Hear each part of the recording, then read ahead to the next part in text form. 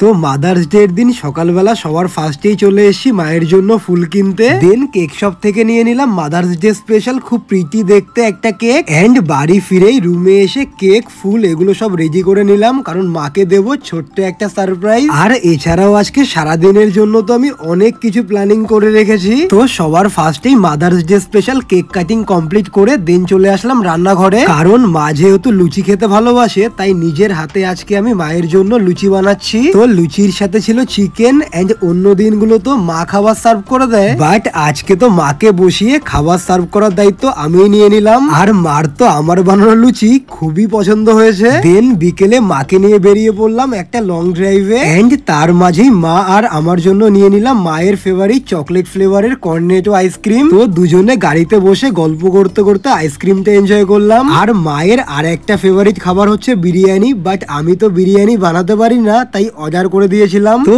এভাবেই তো mother's day দিনটা সেলিব্রেট করলাম।